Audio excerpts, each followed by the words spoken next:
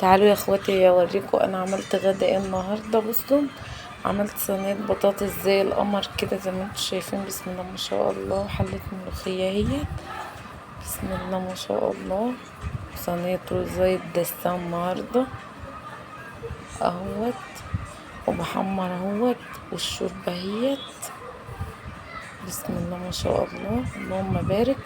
بس انا ما عرفتش اطبخ معاكم النهارده ولا اصور وكده الطبخ وانا بطبخه، علشان ان محمد ابني تعبان، ربنا يشفيه، ادعيله، ادعوله ربنا يشفيه لي يا رب ويعافيه هو واللي زيه، يا رب يعافيه هو واللي زيه، اللهم امين. بصوا انا بعد ما غرفت اهوت، بصوا البطاطس شكلها تفتح النفس ازاي.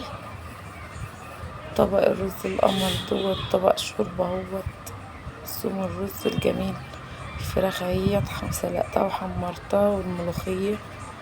بسم الله ما شاء الله، الاكل يفتح النفس بصراحة، اللهم بارك. الاكلة الجميلة ديت عايزة لايك جميل زيكم يا حبايب قلبي. ما تنسوش تعملوا لايك ومتابعة وتشتركوا لي في القناة، ودي امانة بينكم وبين ربنا ان انتوا تعملوا لايك وتدعموني وتعملوا متابعة، ويا رب يكون الاكل بتاعي عجبكم. وما تنسوش تدعي لابني بالشفاء، ربنا يشفيه يا رب. وانا عملت كوبايتين عصير اهوت بعد ما اتغدينا، عصير مانجا بسم الله ما شاء الله اهوت.